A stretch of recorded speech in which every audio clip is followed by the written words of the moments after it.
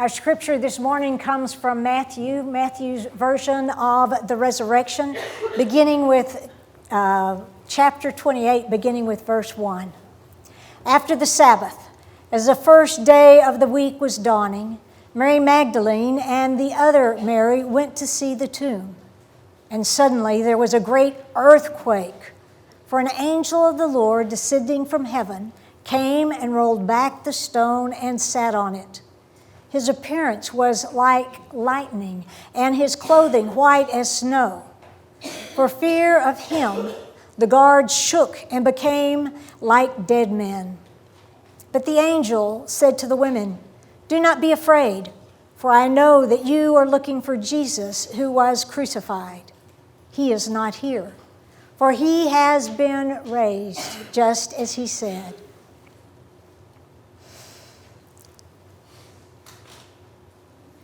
Come, see the place where he lay, then go quickly and tell his disciples he has been raised from the dead, and indeed he is going ahead of you to Galilee.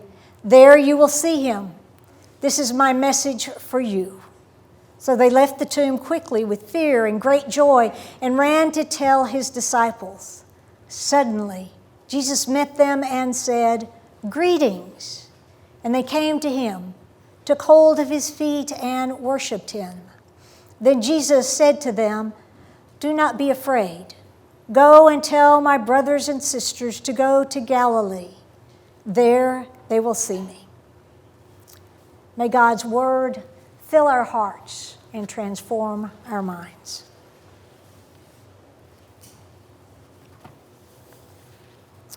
One of the things I love in ministry is going on mission trips. They are transformative in my experience, not just for the people we go to visit, but especially for those of us who go. When I was on staff at First Presbyterian downtown, I had the opportunity to go on several medical mission trips with my husband, Danny. We would go to the Yucatan Peninsula and put on a medical brigade, they called it, a clinic for people who were underserved and had very little access to health care. The first trip I went on, I was really excited about. I hadn't been for several years. And we were going to a town remotely in the jungle called Esperanza, a name that rolls off the tongue so beautifully and whose meaning is beautiful as well, meaning hope. Well, I had high hopes for that trip. The being in the jungle sounded great. Being in a remote village sounded great. And I couldn't wait to go. But quickly I found my hopes kind of waning. As where we stayed was a good distance from the village because the village had no place for us to stay, not even on the floor of some building. And we had to travel an hour and a half to get there. That was twice each day. And on that first day, as we were heading out, we were on this little 2-lane road in our big vans. And then for the last few miles, we went off on what I would call a car trail, kind of like a bike trail, but for cars. It was just dirt road. It was bumpy. Big rock bumpy. And there were potholes the size of a backyard swimming pool, it seemed like. By the time we got there, we had bounced ourselves into being all shook up. Well, when we got out at the village, I found my hopes dropping even more because we didn't see anybody there. There were just a few huts. There was a convenience store-like place. There was a church, and then the community offices, they called them. But that was all that we saw. I was prepared for the poverty of an underdeveloped area where there's trash everywhere because there's no infrastructure, but I wasn't prepared for the isolation I felt. And I felt my hopes dropping even more. But when we finally went to the church, we found someone there. There were several there who were getting the church ready. That's where the doctors and dentists were going to set up their offices. They had cleared out the benches and put up sheets as the dividers between the different rooms where the doctors were going to be seeing patients. And as we began to unload our equipment, slowly but surely people kind of came around and were looking. And I found maybe a little bit hope coming back. But then after we got the doctor settled, we set up the ophthalmologist. And they had him in the community room, or the community office. It was about 8 feet by 8 feet. And he needed more than that for his vision test. So they put the eye chart on the wall that was directly across from the door, and the one they were checking was out on the porch looking through the door at the eye chart. It was primitive conditions, but we made the most of it. The best, I thought, though, was the pharmacy. It was in the jail. I liked it especially because my husband was the pharmacist. And so when we went back home and people said, well, how was the mission trip? I said, oh, it was great, but Danny spent the whole week in jail.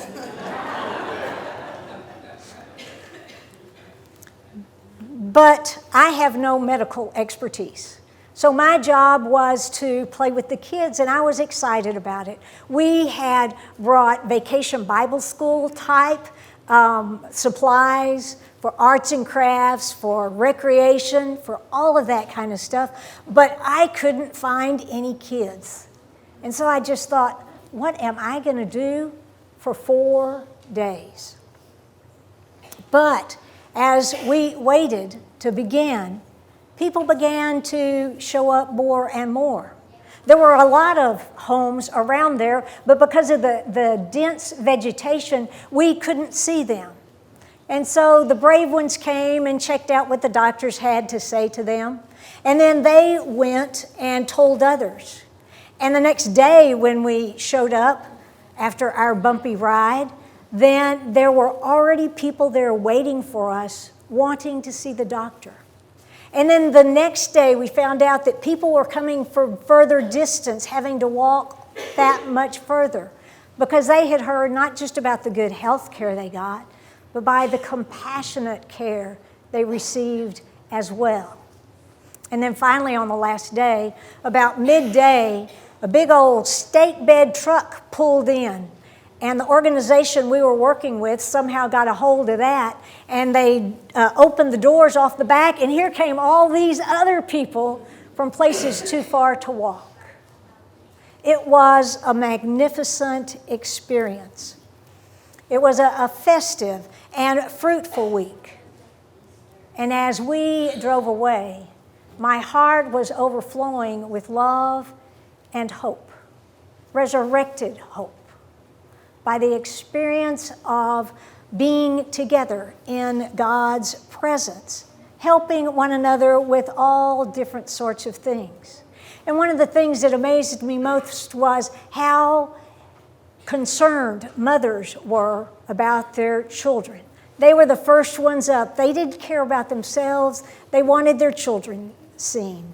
I guess you could probably imagine that. But that means they brought all their children. And boy, did we have fun. We had a lot of things going on, and it was a great time. As I drove away on the last day, having to deal one more time with that trip, my heart was filled to overflowing. And I realized that Esperanza had been aptly named, and that I had resurrected hope. In our passage, the two Marys find their hope resurrected in a completely different way. They didn't go to the tomb expecting anything. They knew that Jesus' body had been placed in the tomb. They'd seen it happen. They'd seen the big stone rolled over the entranceway, and they saw it sealed. But they got comfort from being close to Jesus' tomb. And they wanted that comfort in their time of grief and hopelessness. They had had high hopes themselves that were now crushed. But in their going to the tomb, they put their themselves in a place to have their hope restored, to have it resurrected. Karl Barth, a theologian in the middle of the 20th century, wrote that hope comes in the act of taking the next step. He lived in Nazi Germany and witnessed the passivity of German Christianity almost completely, almost failing to do anything to try to avert the horrors of Nazism. Hope is not a passive dream about the future that one just sits and waits patiently for God to work out and fulfill. It's a matter of stepping out and doing something. The women take the next step.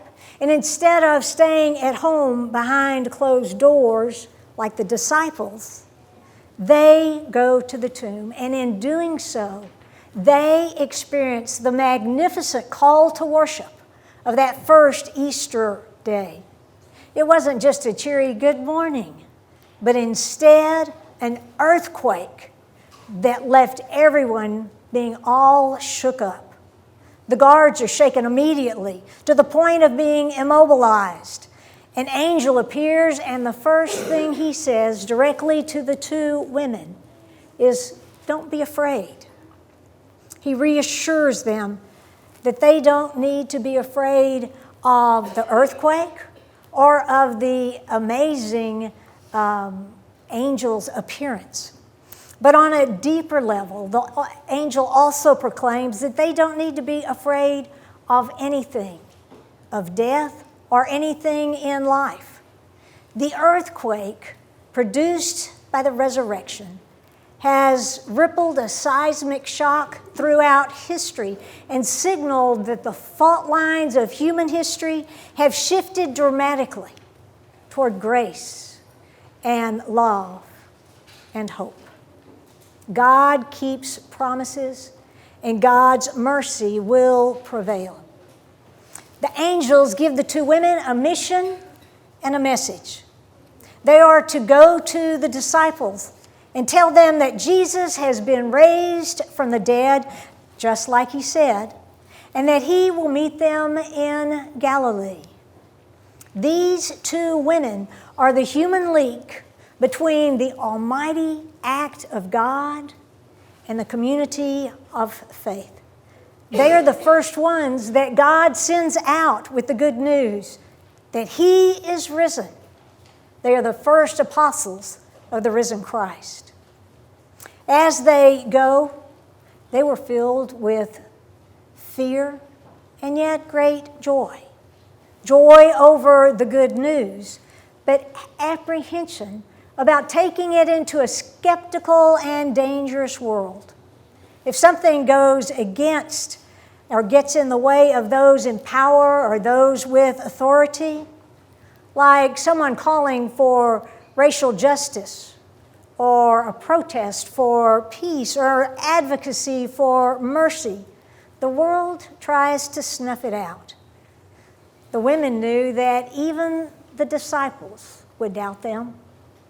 I mean, they were only women with little education and no status. What could they know? And why in the world would Jesus go to them first? It just didn't seem logical at all. But that's the way they responded exactly. But as the women try to keep their fear at bay and let the joy move them forward, the risen Christ presents himself to them face to face. They recognize him and fall down and worship him. Then Jesus himself gives them the same directive that the angel had given them, except for one small, significant difference.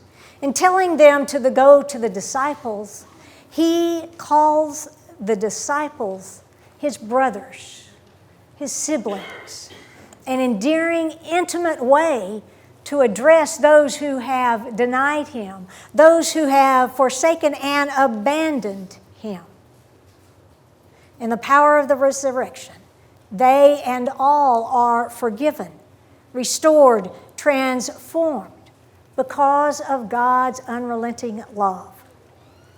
We see in the life, death, and resurrection of Jesus that we can be forgiven, reconciled, be healed, and made whole because of God's unrelenting love. This is the Easter message that offers resurrected hope that can dispel our doubts and disappointments and devastation.